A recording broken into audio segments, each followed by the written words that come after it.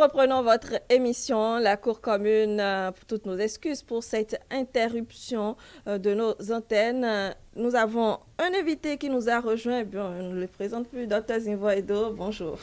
Bonjour madame la journaliste Bunel. Comment vous allez? Ça va bien. Merci d'être avec nous ce matin également. Merci. Alors, Diane Oni-Odia, vous aviez la parole et vous nous expliquiez un peu la situation. De l'exemple de la grande qui s'est mariée 7 ans après, qui n'a toujours pas eu d'enfant et qui a cherché dans tous les sens. On lui parle de ci, de telle solution. Elle court vers parce qu'elle se sentait vraiment, c'était comme si le problème venait forcément d'elle. Et puis, elle voulait quand même résoudre ça tout en portant au moins une grossesse pour qu'on puisse dire que ce n'est pas qu'elle n'est pas stérile. Donc, elle a tout fait. Moi, comme je le dis, la meilleure heure, c'est celle de Dieu. Elle a tout fait, voyager, aller dans les villes où on lui dit, il y a tel médecin, il y a tel spécialiste du domaine. Mais elle n'a toujours pas une grossesse. Je pense que c'est au moment opportun où elle n'a même plus rien fait. Elle a tout laissé passer à un moment donné. Elle était découragée. Elle s'est découragée. Puis elle disait, j'ai tout fait, qu'est-ce qu'il reste? Je n'ai pas fait, mais ça n'a toujours pas abouti. Donc, j'attends. Lorsque je vais porter une grossesse, là, ça va aller. Mais je pense qu'entre-temps, la belle famille a commencé par demander, on n'a pas de petits-enfants, vous vous êtes mariés depuis des années, mais on n'a toujours rien eu. Qu'est-ce qui se passe? Et elle demande toujours, elle présente ses excuses, de lui donner du temps, de lui donner du temps. Je ne sais pas qu'est-ce qui se passait peut-être du côté de l'homme. Comment est-ce qu'il arrivait quand même à gérer cette situation avec sa famille? Donc ça n'a pas trop posé de soucis et elle a eu sa grossesse. Elle a enfanté. Aujourd'hui, l'enfant est grand et je pense que très, très bientôt, elle va encore avoir une autre grossesse. Donc, je pense que, amen. Donc, je pense que c'est la femme qui est souvent indexée parce qu'elle doit forcément porter une grossesse. C'est ce qu'on attend d'elle. Et quand on ne trouve pas ça tout de suite, on ne pense pas. Ce n'est toujours pas vérifié. C'est ces accusations qu'on porte déjà à l'endroit des femmes qui se trouvent dans des foyers, qui ne portent pas de grossesse tout de suite, parce que le problème peut toutefois se situer chez l'homme, mais l'homme ne porte pas de grossesse, c'est la femme qui porte, c'est ce qu'on voit. Donc, tout de suite, c'est la femme qu'on laisse. Voilà les hommes que j'avais à partager. Très bien. Merci Diane. Je voudrais inviter les téléspectateurs à réagir par rapport à notre thématique. Par appel, vous pouvez nous appeler directement sur ce plateau à travers le numéro 98 80 93 111, 98 80 93 111, ou encore nous envoyer les messages si vous ne voulez pas appeler. Le message, c'est par WhatsApp sur le 54 10 18 20, 54 10 18 20. Nous ferons le plaisir de les lire et de les commenter, tout simplement. Alors, infertilité du couple, c'est important d'aborder les causes. Monsieur Félicien et nous tout à l'heure parlait de certains facteurs qui peuvent favoriser, qui jouent sur le moral ou bien sur la santé de la femme et qui peut empêcher que la femme n'ovule ou bien ne tombe enceinte au moment où on s'attend. Mais en réalité, il y a sûrement d'autres choses qui peuvent, aller causer l'infertilité. Et Madame Coty. Merci pour la question. Quand on parle des causes de fertilité, les causes sont multifactorielles. Déjà, il faut qu'on comprenne que, contrairement à ce que beaucoup pensent, les causes peuvent être des deux côtés. Selon certaines études réalisées par nos professeurs, 30% des causes peuvent être liées à un problème au niveau de la femme. 30% aussi des causes peuvent être liées à un problème au niveau de l'homme. Bizarrement aussi, 30% aussi pour des problèmes qui se situent au niveau des deux partenaires. Sans oublier qu'il y a une partie il y a des cas de fertilité qu'on n'arrive pas à expliquer. Donc les causes peuvent être inexpliquées. Quand on prend les causes, avant de parler des causes, je pense qu'on doit quand même dire d'abord, expliquer un peu, comment dire, le fonctionnement de l'organe pour qu'on puisse mieux comprendre pourquoi tel problème peut agir. Voilà. Donc, pour parler du fonctionnement de l'organe, je dirais que de la puberté jusqu'à la ménopause, c'est-à-dire puberté, le début des règles, jusqu'à la disparition des règles, sous l'influence de certains facteurs au niveau du cerveau, les ovaires produisent les ovules et certains hormones. Ces hormones agissent au niveau cérébral pour augmenter la libido, c'est-à-dire le désir sexuel. Au niveau cervical, au niveau du col, pour faciliter, pour permettre la production de la glaire cervicale. La glaire cervicale, c'est un liquide qui se sécrète au niveau du col des femmes et qui permet l'ascension des spermatozoïdes vers l'ovule, où il y a lieu la fécondation au niveau des trompes.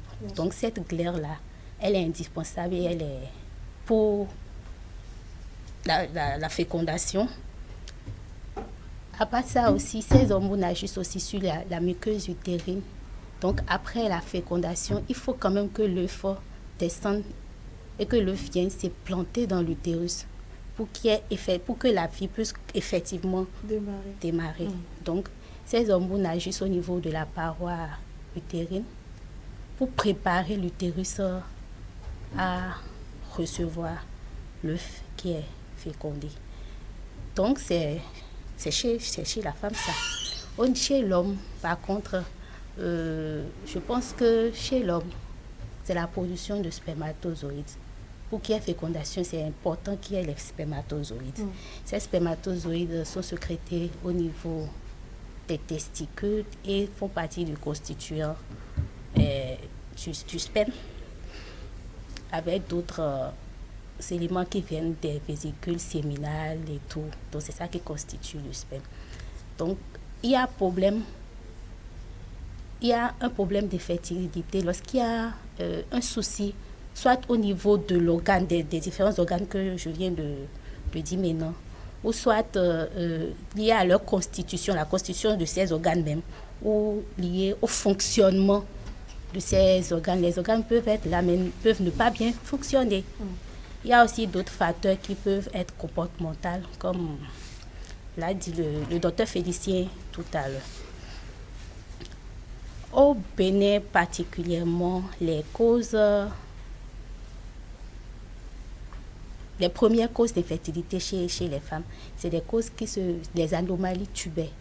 Quand on parle d'anomalies tubaires, c'est des anomalies au niveau de la trompe. Je pense que beaucoup d'entre vous ont entendu parler de ça, on dit trompe bouchée, obstruction tubaire. C'est souvent lié à la plupart à des infections. Les infections maltraitées, et on appelle ça souvent les salpingites, c'est les infections de la trompe, les infections maltraitées ou bien les infections post-avortement ou bien les infections après avoir accouché. Ça peut être aussi des malformations, c'est pas que des infections, ça peut être aussi des malformations. Donc ce sont ces deux types de causes qu'on peut avoir au niveau des trompes et qui peuvent empêcher la femme de tomber enceinte. Voilà. Après ça, on va parler des causes au niveau de l'organe qui produit l'ovule, même les ovaires. Au niveau des organes qui produisent les ovaires, il y a souvent un syndrome qu'on appelle le syndrome polykystique. On le retrouve chez les femmes qui ont un excès de taux de testostérone. Donc, qui fait que ça bloque, et comment on dit, ils n'ovulent pas bien. Normalement, soit ils n'ovulent pas ou bien ils ovulent mal. Ils n'ovulent pas. Par exemple, il y a d'autres personnes, ils verront leurs règles tous les 3 mois. Donc, on parle de troubles de l'ovulation. Et souvent, c'est lié à ce syndrome, les manifestations. Vous verrez certaines femmes qui ont, comme on le dit, c'est comme s'ils sont des hommes, ils ont des poils partout. Ils ont Oui. c'est dû à l'essai de la... Le testostérone. Voilà, des tests. Normalement, c'est une hormone qui se retrouve beaucoup plus chez l'homme. Voilà. Mais la femme doit quand même en avoir une petite dose. Oui, mais là, quand c'est en excès, c'est comme si elle est une femme, mais c'est comme si elle était un homme. Donc, du coup, ça ne peut pas favoriser. Très bien. Donc, des différentes causes au niveau des femmes, en tout cas, beaucoup plus ce qu'on retrouve chez nous au Bénin. Maintenant, c'est vrai, vous avez dit 30% également au niveau des hommes. Félicien Edou. Oui, l'infertilité n'est pas seulement cause chez la femme dans le couple, également l'homme également a 30% de chances d'avoir des problèmes quand il y a infertilité dans le couple. Et généralement, ce sont les causes de l'anomalie des spermatozoïdes. Et généralement, pour évaluer cette anomalie, on est obligé de faire le spermogramme. Généralement, c'est ce qui pose problème chez beaucoup de couples, que les hommes refusent carrément de faire l'analyse, soit disant qu'ils sont normaux, ou qu'ils sont normaux du moins, alors qu'en réalité, rien ne le prouve. Très bien. Un instant, Félicien Edou. Allô, bonjour. Nous avons... Bonjour à vous. Comment vous allez? Je vais très bien et vous? Très bien, Monsieur Bomer. C'est bien ça. Monsieur Bomer Agbaba, merci donc d'être avec nous. Avec vous, nous allons revoir un peu le mot du jour. Alors, j'ai beaucoup de difficultés à vous recevoir. Ça grésille beaucoup. Est-ce que vous pouvez nous rappeler? Ce serait très très bien. Félicitations. Je disais tantôt que... Allô? Je suis là. Très bien. Vous êtes là. Le mot du jour, c'est avec vous. Vous êtes enseignant de lettres. Le couple... Je précise que je suis enseignant d'économie et de création et gestion d'entreprise. D'accord. Merci donc d'être avec nous ce matin. Alors, l'enfant, c'est bien ce qui nous réunit aujourd'hui parce que chaque couple veut avoir son enfant, veut construire une famille et vous allez mieux nous en parler. Monsieur Bomer Agbaba.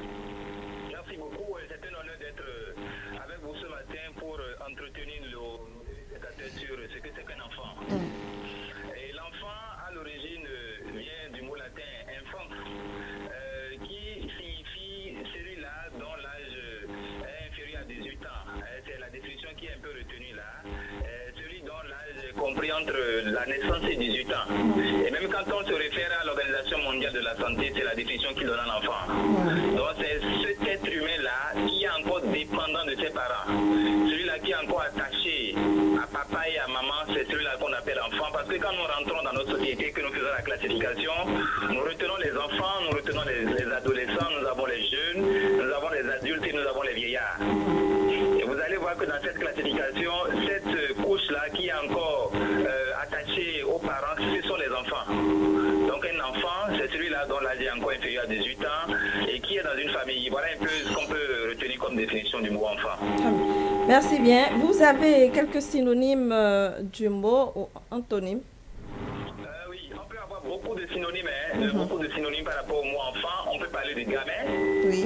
On peut parler de gamin, on peut parler de chérubin, on peut parler de petit. On peut parler de petit également. Voilà un peu de synonymes qu'on peut donner à enfant. Et quand on va aux antonymes, on peut parler de parents. D'accord. On peut parler de papa, de maman. On peut parler des adultes. On peut parler des vieillards comme des antonymes par rapport au mot enfant. Très bien. Une phrase ou une citation pour nous? Une phrase dans laquelle on peut avoir le mot enfant. Chaque enfant qu'on enseigne est un homme qu'on gagne. Absolument, Victor. Chaque enfant qu'on enseigne est un homme qu'on gagne pour montrer l'importance de l'enfant dans la société. Pour montrer toute l'importance qu'il faut donner à l'enfant à cause du rôle qu'il est appelé à jouer demain. Et si nous lui accordons vraiment cette importance-là, les enfants que nous éduquons demain seront les adultes. Que nous éduquons aujourd'hui seront les adultes de demain, dont nous devrons leur accorder toute l'importance qu'il faut à la maison, dans la rue, à l'école, comme vous le faites à la télé, nous parlons ce matin des enfants. Nous devrons leur accorder toute l'attention qu'il faut pour que demain ils soient valablement prêts pour nous remplacer. Merci beaucoup, M. Bomer Agbaba, d'être venu nous renseigner davantage sur ce mot. Je vous souhaite une excellente journée. Il est déjà parti, oui. Nous continuons donc sur notre lancée. Je disais tantôt que pour évaluer cette infertilité chez l'homme, il faut le spermogramme. Et ce spermogramme, il faut que l'homme se déplace nécessairement pour venir faire l'examen. Et c'est pas chose facile. Et c'est pas chose facile, c'est pas toujours facile. Des gymnastiques avant parfois de mettre la main sur le mari. Quelle sorte de gymnastique, par exemple? On passe par la femme, Oui. lui demande de trouver les moyens le matin, d'essayer de parler de façon douce à son mari, les convaincre pour dire que c'est important parce que ça dure depuis un certain temps que l'enfant ne vient pas. Il faut que lui-même fasse quelque chose pour voir est-ce que c'est de son côté ou c'est de son côté seulement on doit se concentrer. Parce que les seuls examens à réaliser chez l'homme, c'est le spermogramme. Si on a déjà le spermogramme, le problème de l'homme est réglé. C'est réglé. C'est la femme qui pose un peu beaucoup plus de problèmes. Parce que l'organe de la femme est très complexe. Donc il faut beaucoup plus de temps, de moyens, tout ça là pour pouvoir évaluer la fécondité. Comme ma collègue l'a dit, les spermatozoïdes sont sécrétés au niveau des testicules. Après la sécrétion, il faut qu'ils se déplacent au niveau des conduits, différents conduits, venir au niveau de la prostate qui va sécréter des sécrétions avec la vésicule séminale et tout va se mélanger pour former ce qu'on appelle le sperme et qui sera expulsé lors de l'orgasme chez l'homme. S'il y a un problème au niveau de soit au niveau de la sécrétion, soit au niveau du déplacement, ou au niveau de la sécrétion, au niveau de la prostate et de la vésicule séminale, ça va forcément poser un problème de viabilité et de quantité au niveau du volume de sperme qu'on aura à l'éjaculat. Donc, ça peut être, tout ce processus peut être influencé, soit l'homme a un problème au niveau des testicules, qui peut être des infections, peut-être des cancers, des tumeurs au niveau des testicules, qui va forcément modifier la fonction de ces testicules, qui va également créer problème d'infertilité. Ou il y a un problème au niveau du trajet, du déplacement des spermatozoïdes jusqu'au niveau de la prostate. Là, il peut y avoir des tumeurs de voies et excrétrices de l'appareil génital masculin ou des tumeurs environnantes qui peuvent comprimer ces tubes par lesquels les spermatozoïdes passent. Mais si on descend au niveau de la prostate ou de les vésicules séminales, la prostate, en cas de problème de prostate comme le père bénigne prostatique ou le cancer de la prostate ou une infection de la prostate, une prostatite, ça peut également modifier la composition de ces spermes. Ou également on a une tumeur au niveau des vésicules séminales, également ça peut modifier la composition de ces spermes qu'on aura à l'éjaculat. Tous ces éléments peuvent modifier la composition, la qualité et la mobilité des spermatozoïdes qui fera que dans le couple, malgré les rapports sexuels de façon régulière, il y aura toujours un problème de conception. Ouais. Ce qui est intéressant dans Cotonou, après les études dans Cotonou, on a plus de 75% des garçons entre 25 et 30 ans, sont 15% qui ont un problème d'infertilité. Pardon, entre 25 et 30 ans, sont 15%. Dernière étude de 2018, sont 15% des garçons de la ville de Cotonou présentent un problème d'infertilité. Qu'est-ce qui en est la cause? Généralement, les causes qu'ils ont énumérées, nous avons les rayonnements, que ce soit les téléphones mobiles, les antennes relais, le mode alimentaire dans la ville de Cotonou également, qui pose généralement un problème où, généralement, il y a certains hommes, pendant les rapports sexuels, quand ils éjaculent, ils ont l'impression qu'ils éjaculent dans la femme. Mais en réalité, ce n'est pas vrai. Ils éjaculent dans la vessie. Et c'est après qu'ils vont faire pisser, le sperme sort par là-bas. Ils ne se rendent pas compte tout de suite que c'est l'éjaculation, les rapports qu'ils ont fini de faire, le sperme n'est pas allé chez la femme, mais plutôt passé dans la vessie. Dans leur vessie. Dans leur vessie. On parle d'éjaculation rétrograde. Wow. Et si il n'a pas l'habitude de vérifier, après les rapports sexuels, la femme ne vérifie pas est-ce que vraiment le sperme est resté dedans ou l'homme aussi ne comprend pas en réalité ce que ça veut dire. Tout le temps, il va le faire, il va penser en fait qu'il est en train d'éjaculer dans la femme, alors qu'en réalité, ça passe directement dans la vessie. C'est après les pipis que le sperme sort. Wow. Votre statistique est très très inquiétante. Docteur Zinvoedo, vous avez entendu nos médecins. L'alimentation est revenue plusieurs fois, que ce soit chez la femme ou que ce soit chez l'homme. Vous êtes un nutritionniste et vous nous conseillez toujours par rapport à notre alimentation. Donc, parlez-nous un peu disons, cette alimentation-là, ses impacts sur notre santé. Oui, et je suis très content des démonstrations.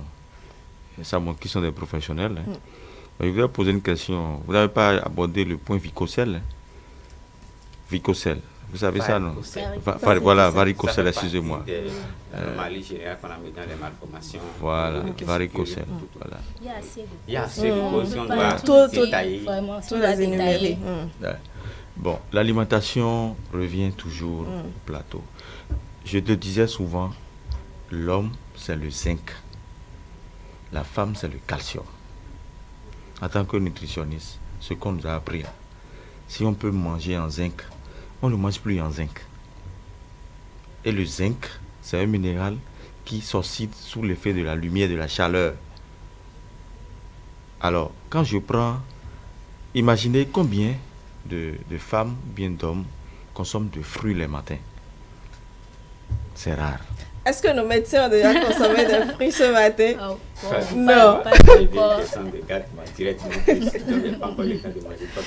Voilà. Donc, nous devons commencer par revenir encore aux minéraux, aux fruits, ces légumes. Certes, il y a des fruits dont le taux de zinc est faible, ainsi de suite, et les gens viennent nous proposer des compléments alimentaires. Moi, je le dis toujours, si tu vas rencontrer ton médecin, ton neurologue, ou bien gynécologue, tout ce que tu veux, ils vont faire le constat. Ils vont constater qu'il y a des déficits. Il faut faire recours à un diététicien nutritionniste qui va te composer ce manque-là, plus le médicament que le médecin t'a prescrit. Et je pense que en 2 semaines, 1 mois, tu prends conscience de ton état de santé et les résultats seront là. Moi, j'ai un cousin, la fois passée, il a fait une analyse, écho-doppler, c'est ça, non? De testicule, c'est écho-doppler ou bien, c'est pas? Peut-être écho-doppler, peut-être échographie. Échographie, voilà. Et il était venu chez moi, on les discutait. On a constaté que la testicule droit de problème, anomalie. Ils ont mis ischémie ou bien c'est quoi? Quelque chose comme ça? Ischémie, voilà. Et effectivement, on a commencé par faire le traitement, tout ça. Quand il a fait son taux de zinc, ça a diminué. Et on a rassemblé, par exemple, le poids d'Angole, qu'on appelle Koulekoum. On a pris les légumineuses. Oui. On a pris les légumineuses qui renferment. On a pris aussi la banane. J'ai composé son menu. Et vous savez que quand il est parti faire le test, actuellement, sa femme est en état. Wow. Bravo, félicitations à lui. Voilà. Félicitations à vous aussi. Félicitations à vous aussi, parce que si vous n'étiez pas là, peut-être qu'il allait faire tous les allers-retours. Dites-vous, ce couple, tous les jours, ils prennent une bière. Tous les jours. Excusez-moi, ils prenaient une bière. Ça avait 2 bières, la femme ainsi que l'homme. Vous savez que ça, peut-être ça a des conséquences, on ne sait pas. Oui, l'alcool, si. Voilà. L'alcool, le tabac. Voilà. Donc, quand on a éliminé tous ces aspects, et il a un bon petit déjeuner en zinc, un bon déjeuner en zinc, et un bon dîner en zinc. Et la femme aussi, le calcium. Quand on prend notre baobab, par exemple, la poudre du baobab, la poudre du néré, la date, tout ça, c'est du calcium. Oui. Donc, on a fait le mélange, et quand ça a commencé, à peine 1 mois, 2 semaines, tout a changé. Donc, nous devons revoir notre alimentation, surtout les viandes que nous consommons. Il faut prendre quelle viande? Les gens, tu les vois en ville, on dit piron avec aileron. Et on te donne, on fait le piron à base d'huile. D'abord, l'huile qui fait le piron même là. Quand on prend la farine, on dit piron. C'est le manioc la base. Oui. C'est du gluten. Le gluten déjà, c'est de l'énergie. Et tu mets encore d'huile. Quelle qualité d'huile tu mets? On ne sait pas. Maintenant, on frit encore l'aileron en question et on insiste sur le piment vert que le piment rouge. Alors que le piment rouge est riche en capsaïne et du zinc, on en a besoin. Quand tu prends le piment rouge, c'est très piquant par rapport au piment vert. Oui. Quoi qu'en soit la qualité, la preuve, le piment rouge, quand tu mets de l'engrais, ça ne pousse jamais. Mais par contre, le piment vert, ça pousse. Ça grossit et puis c'est beau, c'est joli. Voilà. On a envie de prendre tout de suite quand on va nous devons faire attention sur ces aliments et éviter, mes chers amis, de manger plus en ville. Parce que le promoteur du restaurant, du maquis, il est dans le profil. Il veut que le goût ça s'améliore. Son problème, c'est le goût. Mais le client qui vient manger, il est dans le goût. mais le goût ne lui apporte rien de concret. Le docteur a parlé tout à l'heure du prostatite ou bien prostate, tout ça. Oui. C'est des choses qui s'accumulent. Et quand tu rentres dans les 50, 55, ça c'est trop tard. On ne commence pas à embêter les docteurs pour dire non, ils ne sont pas compétents, ils ne sont pas... C'est faux. C'est nous-mêmes qui ne sommes pas compétents en gastronomie. On commence par là. Les matins, par exemple, on a l'habitude de prendre de bouilli coco avec pâté. Ça, c'est des mauvaises habitudes alimentaires qu'il faut commencer par changer. Même dans les écoles, nous, on a déjà commencé des sensibilisations dans les écoles et on apprend aux enfants la diététique à l'école. Je remercie beaucoup les écoles catholiques qui ont compris très tôt. Et déjà à la maison, les parents ont changé. De mode alimentaire. De mode alimentaire. Donc, l'alimentation, tout ce que vous avez dit de l'alimentation, est au poumon, c'est-à-dire au cœur de tout ce qui se passe. Absolument. Donc, nous devons éviter, limiter certains aliments, surtout les aliments morts. Les aliments morts, vous les connaissez? Les aliments préparés. Les aliments en conserve. On dit oui. pique-nique, on met sardine avec du pain. Quand je vois ça, je me dis, ceux-là ne comprennent pas. Non, c'est pas encore ça. Va-y chercher le poisson thon. THON. Le poisson thon, c'est gorgé de magnésium, du calcium et de l'acide oméga 3. Et tu appliques un mode de cuisson par rapport à ça. Et tu mets ça dans ton... J'ai déjà dit sur le plateau que M. Zivoido va nous faire des cours de cuisine. À chaque fois qu'il vient, on a toujours des choses à noter. Alors, c'est vrai que votre statistique m'inquiète toujours autant parce que c'est comme si les couples aujourd'hui doivent réellement faire un double travail pour avoir des enfants, hein, docteur Edo. C'est forcé, pour ne pas dire c'est nécessaire pour avoir des enfants. Parce que surtout si vous résidez au centre de Cotonou, il faut vraiment un suivi régulier surtout de votre capacité à enceinter une femme ou la capacité d'une femme à avoir des enfants. Parce qu'on est dans un milieu où il y a beaucoup de facteurs qui influencent la vie, même l'état de... Si on laisse même l'organe génital et qu'on prend le système en général, il y a beaucoup de modifications. Il y en a beaucoup de modifications. On va dire, c'est la ville, il y a beaucoup de rayonnement, il y a beaucoup... Encore qu'aujourd'hui, le problème des infections sexuellement transmissibles, c'est un autre niveau. C'est le premier facteur. Surtout chez l'homme, parfois même on retrouve des germes puissants dans le système de l'homme. Bon, je vais dire la responsabilité partagée. Parce pour qu'il y ait une rapport sexuelle, il faut qu'il y ait un sexe masculin, de façon classique, masculin et féminin. Oui, et féminin. Dans cette mise ensemble pour faire rapport sexuel, il faut forcément se protéger. Mais si l'un des deux ne veut pas se protéger et qu'il n'a pas un seul partenaire sexuel, forcément, si l'autre partenaire a déjà les infections, il va prendre pour venir donner à l'autre. Et là, c'est comme ça, l'autre va quitter encore lui aussi là d'autres partenaires sexuels. C'est comme ça les germes se multiplient, se partagent entre les individus. Et celui qui n'a pas un système immunitaire aussi fort pour pouvoir combattre longtemps ces germes, parce que ce sont des maladies qui se diagnostiquent très tard, souvent. Vous prenez une sympérgite, par exemple, une infection au niveau de la trompe, vous n'aurez pas vraiment de signes. Oui. Quand c'est devenu tard, compliqué, même ça c'est même déjà, le système immunitaire même c'est déjà débattu pour régler le problème, mais en réglant le problème, ça se cicatrise mal. Ça va former un bouchon pour boucher complètement la trompe. Et là, on va entendre parler des trompes bouchées. Et généralement, ce qui cause tous ces problèmes au niveau des couples aujourd'hui. Alors, Diane, et nos docteurs également nous parlaient du stress. C'est vrai que dans certaines professions, vous êtes soumis au stress tout le temps, toute la journée. C'est compliqué de s'en débarrasser. Même quand on est chez soi, on est stressé. Je voulais quand même aborder ce point-là depuis. Le stress, je pense que je me suis posé la question si c'est vraiment une cause. Et là, je suis convaincue. Je ne vais pas parler du métier, mais il y a quand même une sœur, une grande aussi, qui est dans un métier donné où elle n'a jamais le temps. Et elle reste déjà dans le boulot, le stress du boulot. Et elle revient à la maison et c'est toujours du stress où on est toujours dans les disputes et tout. Mais elle a fait plusieurs années sans porter une grossesse. Et entre-temps, le mari a décidé, chez elle, la belle famille était catégoriquement contre et c'était des menaces et tout. Et l'homme a décidé qu'il s'éloigne et qu'il prenne du temps voici, ça va s'améliorer et ils peuvent peut-être revenir et se mettre encore ensemble. Ils se sont mariés, maritalement bien sûr, et après, la femme est partie. Mais ce que j'ai compris finalement, c'est que quand tu gères le stress du boulot et tu reviens à la maison et tu as quand même un conjoint qui arrive à te comprendre et il n'ajoute pas pour lui, ça marche à coup sûr. Parce que quand elle a quitté cette relation et après, ils ont parlé de se séparer pour un temps donné, histoire de voir et pour que les tensions s'apaisent, voilà.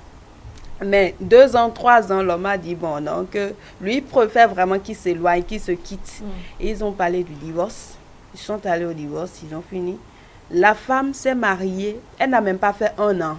Elle a porté une grossesse. Donc je pense que le stress est fondamental. C'est déjà une cause vraiment très très importante qu'il ne faut pas banaliser. Parce que là, moi j'ai compris que c'est quand elle finit de gérer le stress du boulot, elle revient à la maison et c'est toujours de disputes ou des mésententes et puis on ne se comprend pas tout de suite. Il y a tout ça qui ne favorise pas peut-être le fait qu'elle porte une grossesse et je viens de comprendre ça déjà par les explications de ces spécialistes-là. Je pense que beaucoup de femmes qui nous suivent peut-être à cette heure donnée ou des hommes qui sont dans leur foyer peuvent déjà comprendre qu'il faut quand même comprendre ces femmes qui se retrouvent dans un métier donné et qui rentrent à la maison. Il ne faut pas ajouter pour vous parce qu'elle a géré des stress. Autant donné, même pour l'homme aussi. L'homme a géré des stress au boulot, mais on vient et la femme ajoute aussi pour elle. Donc c'est vice-versa. Il va falloir qu'on arrive à corriger cela, qu'on arrive peut-être à décourager ce comportement, pourquoi pas dans les couples. Oui. Excusez-moi, par rapport à votre exemple, je dirais peut-être que c'est le facteur, c'est seulement le stress. Peut-être que c'est seulement le stress. Mais ça peut être aussi autre chose. Si des deux côtés, ils ont eu à faire des analyses et que tout est normal, j'avais parlé des causes inexpliquées. Il y a certaines personnes, ils sont ensemble, ils sont en couple, mais ils ne peuvent pas faire d'enfants. Quand ils se séparent, ils font d'enfants incompatibilité. Même si de l'homme, on a tout fait, c'est bon. La femme aussi, on a tout fait, c'est bon. Mais ensemble, ça ne marche pas. Ça ne marche pas. Ça fait partie des causes inexpliquées. Il faut noter aussi que dans notre contexte africain, il y a les causes spirituelles. C'est vrai. On va pas quitter le sujet. Oui, Data, vous avez une préoccupation. Oui, je voudrais vous demander, une femme à qui on a fait une opération chirurgicale, on a enlevé les myomes, est-ce qu'elle peut concevoir après? Docteur? Oui, bien sûr, elle peut concevoir. Ça dépend de la localisation des myomes, de leur taille également. Il faut comprendre que les myomes n'interfèrent pas dans le problème de conception. Mais plutôt, il y aura une grossesse, mais la grossesse ne trouvera pas de place pour s'implanter. Donc, la femme va faire des fausses couches à répétition. Non, je parle quand on a fait l'opération, quand on enlevait le myome. Quand on enlève les myomes, c'est ça que j'essaie de vous dire. Que ce soit on enlève les myomes au niveau, toute opération qui est liée au niveau de l'utérus n'interfère pas avec le problème de conception de la femme. D'accord. La conception, c'est l'ovaire, les trompes. Maintenant, quand l'ovaire est capable de libérer l'ovule et que la gosse, les spermatozoïdes ont la capacité de traverser toute cette filière-là, aller féconder, il faut que l'ovule se déplace pendant 6 à 7 jours pour venir s'implanter au niveau de l'utérus. Et au niveau de l'utérus, s'il y avait des myomes, ça peut provoquer, quand l'œuf arrive là, il ne trouve pas d'endroit s'implanter, il va descendre. C'est pour ça qu'il faut l'enlever. Quand on l'enlève également, parce qu'il a déjà fait une opération, toute intervention chirurgicale sur tout organe, forcément, il y a des effets secondaires, il y a des risques à la longue. Des cicatrisations qui sont mal passées ou des adhérences fibreuses qui se produisent au niveau de l'utérus, comme on appelle souvent des synéchies et autres. Si c'est comme ça, quand l'ovule vient, il ne trouvera pas également de place pour s'implanter, l'œuf va descendre. Donc la femme va faire des fausses couches à répétition. D'accord. Oui, j'ai quand même une question. Est-ce que c'est pour cela qu'on dit qu'il faut savoir où est-ce qu'il faut faire son opération par rapport déjà à ceux qui souffrent de fibromes, myomes et tout. On leur dit souvent que de savoir là où il faut faire l'opération parce que ça dépend aussi du docteur ou bien du spécialiste du domaine qui vous opère. Vous pouvez toutefois passer par l'opération et après ne plus concevoir ou un temps vous pouvez le faire et concevoir après où il n'y aura pas trop de risques. Est-ce que ça dépend? Bon, de toute façon, oui, docteur. Bon, je dirais, ça dépend de l'opérateur. C'est votre question, vous demandez. Oui, bien sûr. En fait, d'abord, il faut que ce soit un spécialiste. Il faut se faire opérer par un spécialiste. C'est vrai que il y en a des chirurgiens viscérales qui opèrent, il y a des gynécologues qui opèrent. Moi, bon, je ne vais pas rentrer dans ce détail, mais choisissez le bon spécialiste et je pense que c'est le gynécologue. Par rapport au risque de ne plus concevoir après, pour ça dépend de la constitution de chaque personne. Par exemple, il y a certaines personnes, ils cicatrisent très très mal. Vous allez voir ce qu'on appelle la bille, et kéloïdes.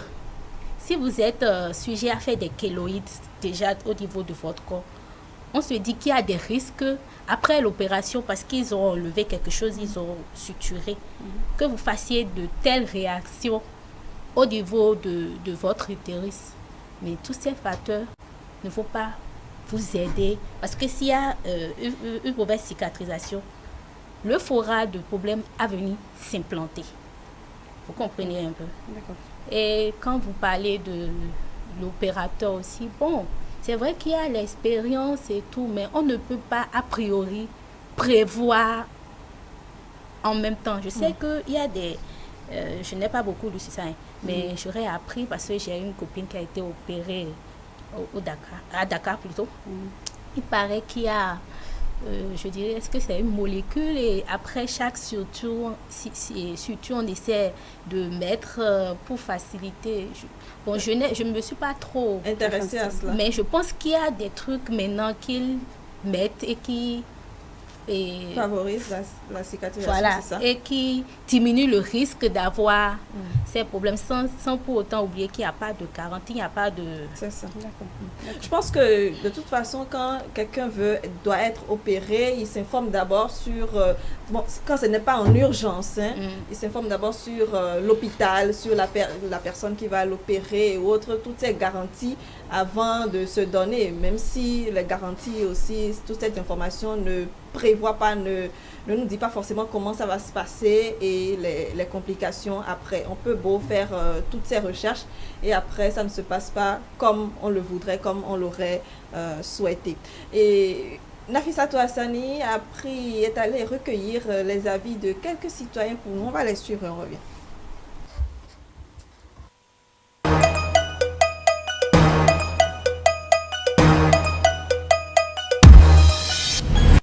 C'est la femme qui est la première à attaquer, c'est parce que c'est lui qui est le porteur de grossesse. Et s'il ne tombe pas grosse, c'est à elle on s'attaque d'abord avant de commencer par chercher les problèmes entre les deux personnes. On s'attaque, disons, directement à la femme. Déjà, vu que la femme a un certain âge et a des problèmes, disons, pour concevoir d'abord. Et aussi, il y a aussi un phénomène dû à l'infection.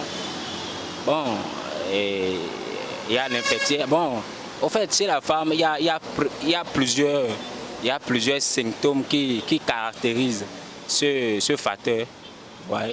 Donc, moi, mon point de vue, voilà pourquoi on attaque directement la femme. Genre, elle a sûrement un problème, elle a ci, elle a ça. Bon, la plupart des jeunes femmes d'aujourd'hui, elles commettent des bêtises dans leur jeunesse. Et bon, les problèmes d'avortement sont liés à ça. Il y a aussi les problèmes des infections qu'elles ne savent pas.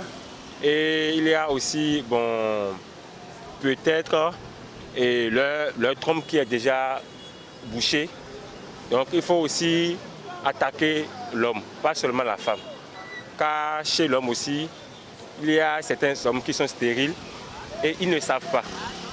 Ils ne savent pas qu'ils sont stériles et ils accusent la femme. Donc c'est des deux côtés. Il ne faut pas forcément attaquer directement la femme. Il faut aller vérifier chez un médecin pour consulter si c'est l'homme ou même si c'est la femme, avant de savoir qui est accusé dans un couple. Où il y a ces genres de trucs, tranquillement vous allez à l'hôpital ou bien vous passez par autre chose pour avoir une solution à deux. Oui, c'est parce que nous, on se dit qu'en Afrique, c'est la femme qui doit pouvoir essayer de concevoir en première position parce que l'homme, il est libre, il passe partout comme il veut, mais la femme est condamnée à rester sur place et c'est à cause de ces choses-là qu'on condamne très souvent la femme. Sinon, dans un premier temps, avant même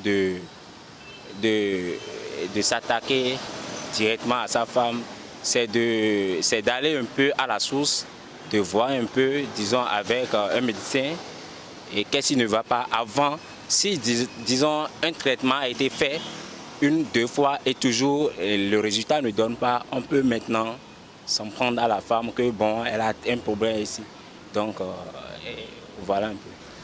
Bon, ce n'est pas l'idéal, mais par rapport à ce qui se passe chez nous en Afrique, on tente très souvent à attaquer la femme en première position. Ce n'est pas la meilleure solution. Bon, on est tous des humains. Hein? L'homme a la tête et les pieds comme la femme, donc le problème est souvent partagé, quoi. Mais mettre ça sur une femme, moi je vois ça à gauche, ce n'est pas normal. Il ne faudrait pas s'attaquer à la femme. Il faudrait aller faire des consultations, aller chez un gynécologue pour voir ce qui se passe. C'est le mari inconscient qui attaque les femmes. Sinon, si tu connais quelque chose, tu ne dois pas attaquer ta femme. Il faut chercher d'abord ce qui est là d'abord avant d'attaquer la femme. Si tu veux seulement attaquer, c'est un mari conscient qui fait les choses comme ça. Quand même, moi-même, je ne m'attaque pas sur ma femme.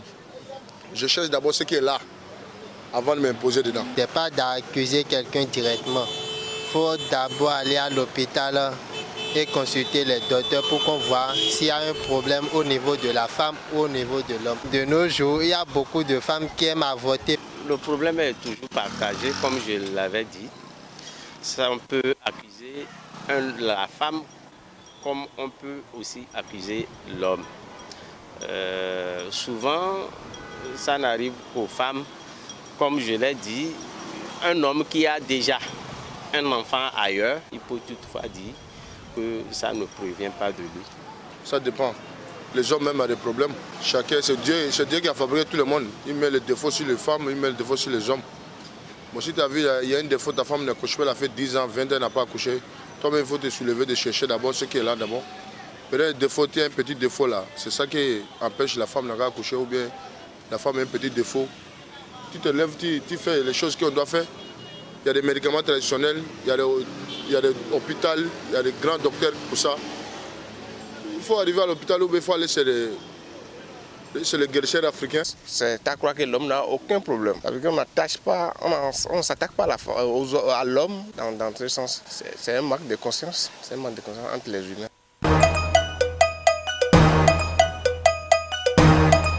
Voilà, donc retour sur ce plateau.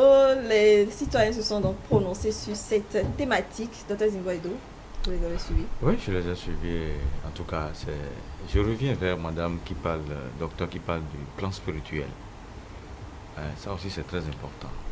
Ça, c'est très important et il faut beaucoup prier et confier ça au Tout-Puissant. Parce que tout ce que nos éléments ont dit, c'est vrai, il faut faire des recherches. Mais moi, je le dis, le docteur a dit tout à l'heure, entre 35 ans ou bien, c'est ça, non? À partir de 30 ans. À partir de 30 ans. On va revenir tout à l'heure par rapport à l'âge. Je voulais d'abord qu'on réagisse sur les différents avis de nos citoyens. Docteur Coty. Bon, j'ai écouté... C'est bizarre, vos intervenants, la plupart étaient des hommes. Je n'ai pas compris pourquoi. Oui, parce que souvent les femmes n'aiment pas trop se prononcer. Ah, ok, d'accord. C'est pas fait exprès. Ah, d'accord, oui. d'accord. Ok, il y a un parmi eux qui disait que, bon, pour lui c'était normal, quoi. S'il y a un problème, c'est que c'est la femme et tout, mais c'est faux. C'est faux. Quand la femme a un problème, je sens que elle le sait. Elle le sait. Quand la femme, elle a un problème, elle sait que souvent, là, les femmes savent que c'est elle. Vous allez voir celles qui viennent et qui sont vraiment très, très découragées et tout. La plupart, c'est qu'elles ont déjà fait assez d'analyses. Elles ont vu que, mais qu'est-ce qui ne va pas, qu'est-ce qui ne va pas. Et, je ne vais pas dire fortuitement, on fait le spermogramme chez l'homme, on se rend compte que, mais il n'y a pas de spermatozoïde dans son sperme. Mais je ne sais pas, pour lui, il se dit que non, c'est normal, sous nous glébens. Voilà, c'est des trucs qu'on dit, sous nous glébens. Il ne se voit pas qu'il peut avoir des problèmes. Alors que les hommes, les causes des que fertilité chez les hommes, c'est surtout l'infection. Et on connaît les hommes. Le petit partenariat. Et tu dis que tu es normal et tu culpabilises ta femme, soi-disant, et c'est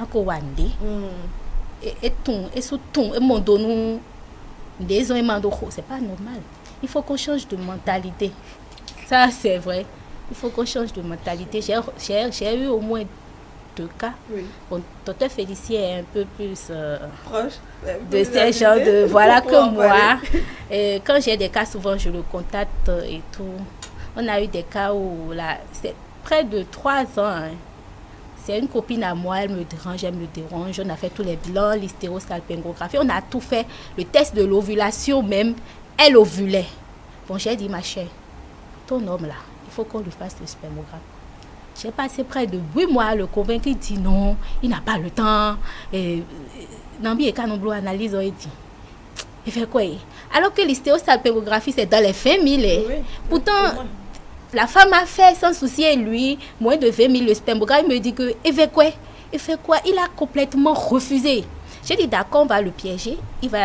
Tu l'as madou un bon matin comme ça, encore le rendez-vous. Il éjacule dans ton vagin, puis tu cours, on te fait l'analyse parce que c'est possible de le faire aussi comme ça. C'est ce qu'on s'était finalement dit. Et je ne sais pas, bon, quel mot je l'ai piqué. Il a finalement accepté. On a fait le spermogramme à ce sperme. Comment est-ce qu'il a réagi? Je ne l'ai pas vu. C'est bizarre. Je ne l'ai plus rencontré. D'accord. Parce que, qu'est-ce qui s'est passé? Il est passé derrière moi, il a contacté le technicien. Et le technicien me recontacte pour dire, ah mais docteur, votre patient là, j'ai pas compris, il me contacte, il me dit que si les résultats sortent là, non, il faut le prévenir lui d'abord, avant moi, et que c'est lui qui va dire comment on va. J'ai dit, laisse-le, il pense que ça peut se faire. Donc du coup, ça m'avait déjà fâché. Et je dis, j'ai joué le jeu parce que le technicien, selon lui, il était en train de négocier. Il se disait que ça pouvait passer. Donc j'ai dit, faire lui croire que c'est possible. Ça s'est passé ainsi. Mais en réalité, il sait qu'il ne peut pas faire ça. J'ai eu les résultats, j'ai vu et tout. Et bizarrement, quand j'ai vu, j'ai commencé par discuter avec lui. Je lui ai envoyé les résultats. J'ai dit au technicien de lui envoyer les résultats. Et maintenant, il m'envoie les résultats. Lui, le patient, c'est lui qui m'envoie les résultats, alors que c'est moi qui ai demandé l'analyse. Et puis, je dis d'accord, maintenant tu as compris. Il dit non, mais je dis, mais tu savais que tu ne pouvais pas comprendre. Pourquoi tu demandais les résultats avant moi? Donc, du coup, je lui ai expliqué et tout. Et je lui demandais, mais est-ce que tu as dit ça à ta femme? Il dit, on est ensemble. Donc, quand quelqu'un te dit on est ensemble, c'est à supposer que vous avez regardé ensemble. Mais en réalité, il était avec la dame, mais il ne lui a pas dit ça. C'est que les hommes sont terribles, quoi. Et après, je lui dis, ok, là, maintenant, il faut voir un spécialiste et tout. J'ai donné quelques conseils et tout. Il faut voir un spécialiste. Et je recontacte ma copine. Je dis, bon, ça va aller, du courage, c'est... Généralement, quand c'est tôt et tout, on peut arriver encore à corriger et tout, ça peut aller et tout. Il me dit quoi? Je dis, mais le résultat, il dit, je ne connais pas le résultat. Je dis, mais tu n'étais pas avec lui tout à l'heure? Il me dit, ah bon? Là, moi, c'est plus mon problème. C'est ça, parce que ça va à un autre niveau. Voilà, donc les hommes là, c'est pas bien ce qu'ils font. Vraiment. Docteur Edou, vous avez suivi. C'est vrai que dans l'élément également, on a beaucoup d'hommes qui, ma foi, prennent conscience de ce que ça peut être des deux côtés, la problématique ou le problème. Bien sûr, il y a certains hommes qui sont vraiment conscients. Dès que quelques mois, 6 mois, 1 an ou plus tard, quand il n'y a pas de grossesse, c'est l'homme même directement qui t'appelle pour dire docteur, je veux faire une analyse pour savoir si j'ai un problème ou pas avant de parler de quoi que ce soit à ma femme. Ces hommes-là, moi, c'est des hommes que moi j'apprécie. Parce qu'ils savent qu'avant d'accuser quelqu'un, il faut se voir d'abord. Il faut se regarder dans le miroir. Avant de dire que la tête de quelqu'un est penchée, il faut regarder sa tête dans le miroir. Donc, ils prennent des dispositions pour s'assurer qu'il n'y a aucun problème. Maintenant, ils déboursent de l'argent pour faire des bilans pour la femme. Mais les hommes, je ne sais pas, c'est le contexte culturel ou l'éducation. directement, on leur dit directement que c'est la femme qui a problème. Et ils ne cherchent même plus à faire. Et ils déboursent des sommes faramineuses pour faire les bilans passés, pour évaluer la fertilité. Ces problèmes chez la femme, c'est très coûteux. C'est très coûteux, ça. Alors qu'avec 10 000, 12 000 francs, vous pouvez déjà évaluer chez l'homme immédiatement pour savoir où se situe le problème. Avant d'aller même. Moi, quand un couple vient me voir, je ne demande pas des bilans chez la femme. Non, parce que c'est qui c'est coûteux. C'est l'homme d'abord. Et dit, si tu veux qu'on travaille ensemble, tu me fais d'abord dans ce grave. Quand j'ai le résultat qui était normal, maintenant je commence par questionner, par priorité, les différents organes de la femme. Parce qu'il y en a, c'est coûteux, il y en a, on va niveau par niveau. Crescendo. Et généralement, avant d'atteindre la fin des processus, tout est bien entré dans l'ordre. Donc, généralement. Très bien. Diane? J'ai suivi et puis ce qui m'a intéressé, c'est un monsieur qui disait il faut, ou il faille peut-être aller à la source, voir chez qui le problème se situe et voir quels sont les traitements les mieux adaptés pour pouvoir résoudre quand même ce problème d'infertilité. Ce que j'ai compris tout de suite, c'est que lui, il ne soutient pas le fait que ce soit la femme tout de suite qu'on indexe quand on parle d'infertilité. Parce que l'infertilité, ce n'est pas un projet. Pour un projet positif pour un couple, c'est une déconvenue, c'est un empêchement qui peut survenir. Donc, ce n'est pas qu'ils savent déjà où ils se disent, voilà, il y aura infertilité, on n'aura pas d'enfant. Donc, quand ça survient ou quand on constate ça, la meilleure option, c'est toujours choisir, aller vers les spécialistes et voir, chercher à comprendre est-ce que le problème se situe chez la femme ou chez l'homme, que ces hommes-là ne permettent pas que la belle famille ou que ce soit la société a un autre regard sur la femme, parce que tout de suite on dit que c'est la femme qui est la cause, qui est la source des problèmes. Et je viens de comprendre par Dame Pascaline tout à l'heure que il y a ces hommes-là, quand même ils savent peut-être ils sont le problème, le vrai problème dans le couple, mais qui n'arrivent pas à accepter, qui n'arrivent pas à aller vers leur destin, se traiter pour que tout en réalité sur la femme. Et là, plus dramatique. Ça n'aide pas la femme, c'est trop de stress à la fois qu'elle va devoir gérer, parce que la société, le regard de la société est la belle famille. Si il y en a qui ne menacent pas, qui dit peut-être qu'on comprend l'heure de Dieu est la meilleure, mais c'est très rare. La belle famille attend des petits enfants, donc le problème ne se situe pas forcément chez la femme. Il va falloir que les deux aillent consulter les spécialistes pour que le problème soit réglé, que ce soit si c'est au niveau de la femme, que ça ne prenne pas du temps, parce que ce que j'ai compris, plus ça prend du temps, plus le risque peut-être de guérir le mal, ça devient peu, c'est le risque de guérir le mal devient peu. Donc il faut vite aller vers les spécialistes quand vous constatez ça, et je pense que ça ira mieux, parce que toute femme aimerait porter de grossesse. Absolument. C'est peut-être pour ça que les femmes sont beaucoup plus portées, sont beaucoup plus volontaires pour les analyses. Elles sont tout de suite d'accord. Je veux savoir ce qui ne marche pas, docteur Zinvoedo, plutôt que les hommes. Non, les femmes sont plus dans le désir. Elles veulent que ça se corrige rapidement et elles se sacrifient. Donc, nous les hommes, on est un peu têtus. On n'aime pas s'exposer. Mais je reviens vers mon cher ami docteur qui disait tout à l'heure qu'il apprécie les hommes qui s'accusent. Ça, c'est très important. Ce qu'il dit, c'est spirituel, c'est profond.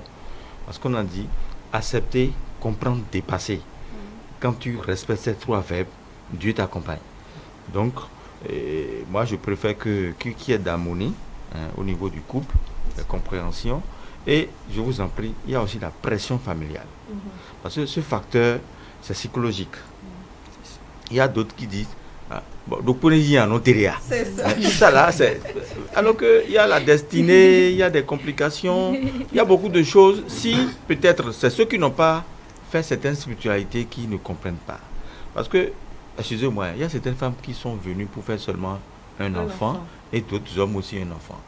Et si tu fais les recherches des destinées, tu verras ce qui se passe.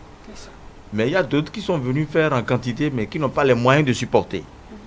Il y a d'autres qui vont rester ensemble, ils ne feront jamais comme l'a dit le docteur tout à l'heure. Donc, il y a des cas. Si nous écoutons la famille, la belle famille, bien c'est quoi là, maîtrisons-nous, prions, et je pense que et on aura un résultat. Parce que l'infertilité, il y a d'autres qui sont venus pour payer. Autrement, les karmas ou bien je ne sais quoi là. Et bon, il faut on n'est pas connaître avec ça. Maître Raimi Amoussa aujourd'hui Voilà. pour nous expliquer davantage cet aspect. Ça aurait été très, Mais très intéressant. j'insiste surtout, revoyons notre alimentation. C'est très important. Excusez-moi, les mayonnaises, les beurres que nous consommons, le pain, le lait, la farine blanche, du gluten, les aliments raffinés. En fait, c'est tout. C'est tout ce qu'on mange. C'est tout ce qu'on aime. Vous abordez ces sujets qui est très important parce que deuxième cause de l'infertilité chez la femme, on a parlé des problèmes ovariens. Particulièrement les problèmes des kystes. Aujourd'hui, c'est devenu monnaie courante et que presque plus de 80% qui fait une échographie chez une femme, tu vois qu'il y a des kystes. Lorsque les kystes sont nombreux, on dit qu'il y a le syndrome des ovaires polykystiques et ça a des caractéristiques dont vous avez. Vous savez que ce qui augmente l'affinité des hormones à ces kystes, vous avez ces alimentations les produits de pâtisserie, les raffineries, les pains blancs, tout ça là, ce sont des éléments qui nourrissent ces kystes. En fait. Donc, quand les gens kystes, ce qu'on les conseille généralement, c'est d'éviter de prendre les produits qui trop salés, trop sucrés, trop graissés, tous les produits de pâtisserie, tous les pains blancs, tous les riz, de tout éviter. C'est difficile, hein? C'est difficile. Ça veut dire que même ceux qui... En fait, si on doit réellement tout respecter, on ne doit pas avoir des boutiques de pâtisserie ou autre. Ce n'est pas tout le monde qui a cette pathologie. Donc, on peut laisser les autres. Non, déjà, il faut commencer même à la base. À la base. Parce que l'enfant qui a 18 ans, 19 ans, et la fois passée, nous, on a fait une opération, un dépistage dans une école catholique. Mais je trouve des jeunes filles à peine 16 ans, 17 ans qui ont déjà 80 kilos. Oui, mais on va où avec ça? Et quand tu lui poses la question, qu'est-ce que tu manges le matin? Des fois, tu as du pain avec sandwich, du gâteau, et à midi encore les mêmes choses. Mais c'est pas normal. Il faut qu'on revoie ça. Surtout la tomate en boîte. C'est très important. Les concentrés. Il faut qu'on revoie tout ça. Là, on libère un peu nos médecins. Oui, parce qu'on les libère. Parce que c'est le médecin aussi qui réfléchit. C'est un stress. Comment il faut faire? La solution. Qu'est-ce qu'il faut faire? 6 mois, 7 mois. Le patient peut dire, oh, ceux-là ne connaissent rien. Je n'ai pas eu de résultats chez eux. Ce n'est pas le médecin, non. Toi-même en question, tu as 95% de charges à régler. Avant que le médecin n'apporte son soutien. Donc, nous devons faire un travail personnel de fond. Et les activités physiques sont très importantes.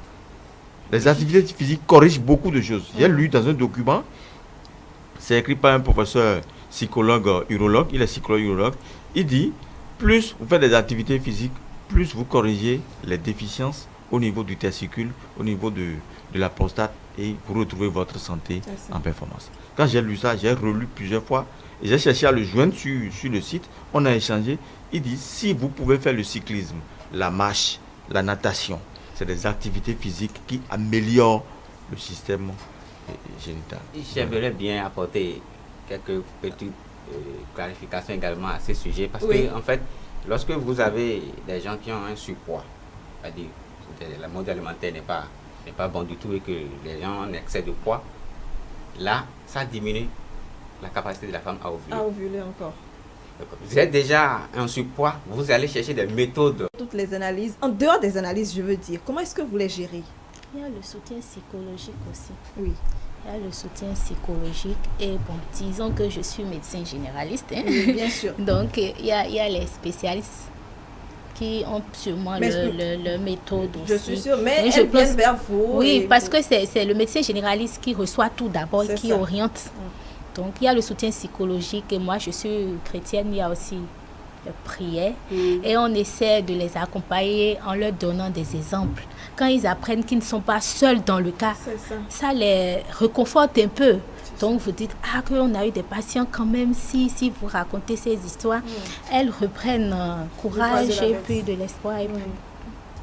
Très bien. Nafissat, qui avait lu tous les messages, les avis de nos téléspectateurs et suivi les spécialistes sur ce plateau. Comme tout le monde l'a dit ici, le problème ne provient pas tout le temps de la femme. Il faut chercher des deux côtés. Et aussi, je pense que un enfant, c'est Dieu qui donne. s'il ne décide pas de t'en donner, peu importe tes sacrifices, tout ce que tu vas faire, ça ne viendra pas. Même les analyses. Mais c'est lui qui dit, bon, top, c'est parti, et la grossesse vient. Il y a des gens qui ne demandent pas de grossesse, mais qui ont ça. Oui, qui ne font même aucun effort. Et ça vient naturellement. Donc je trouve qu'il ne faut pas trop forcer. Quand ça sera l'heure, ça viendra. Il faut vite faire un enfant avant 30 ans.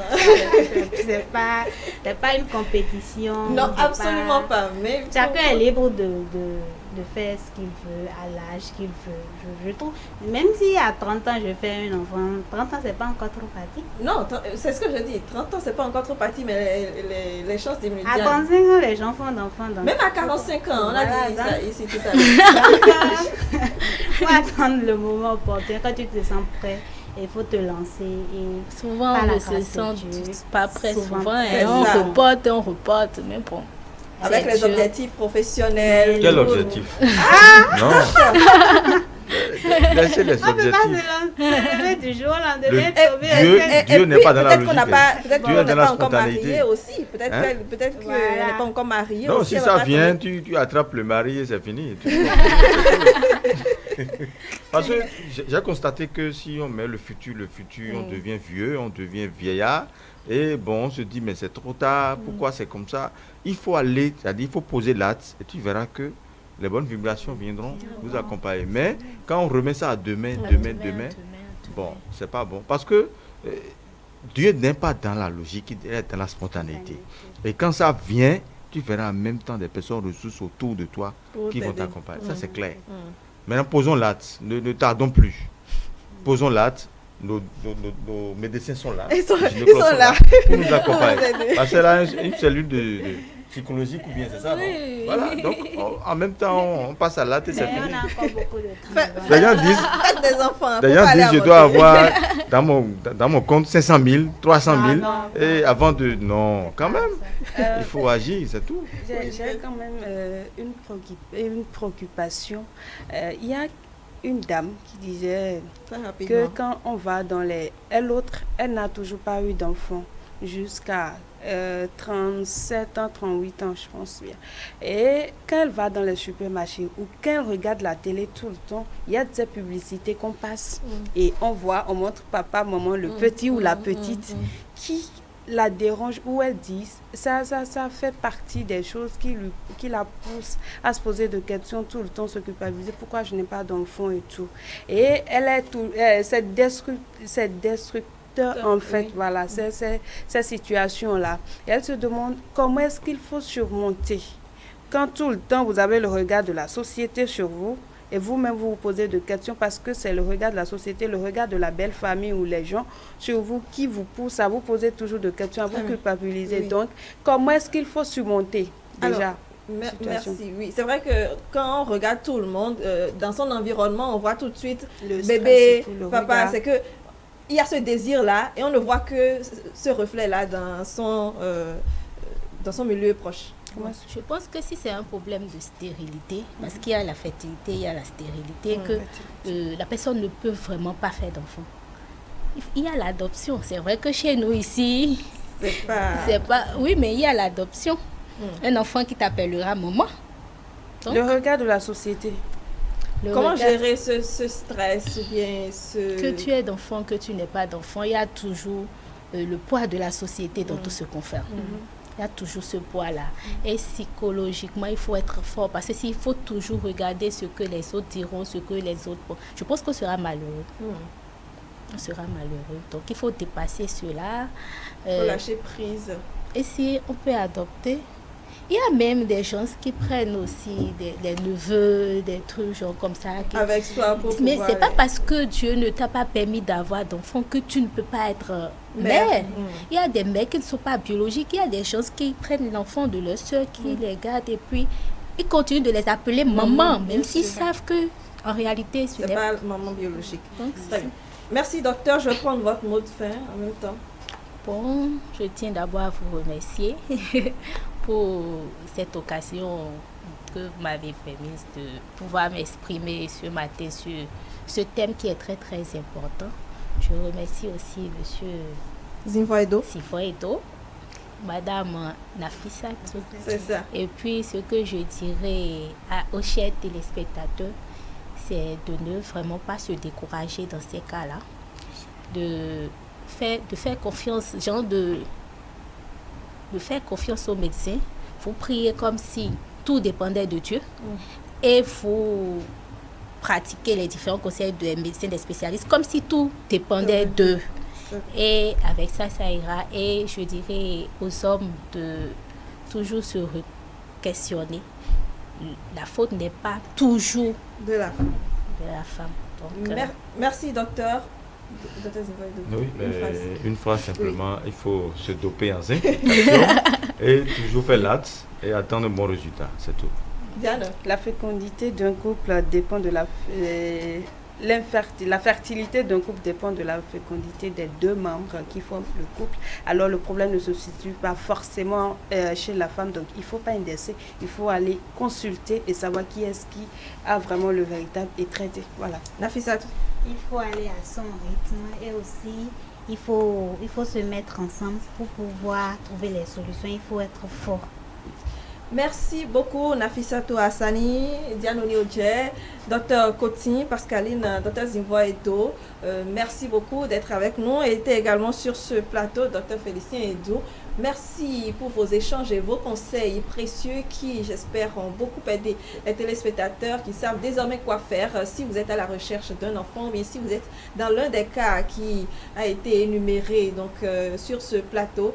Sachez tout simplement que c'est possible, faites juste les démarches qu'il faut, le nécessaire et cela viendra. Merci de nous suivre.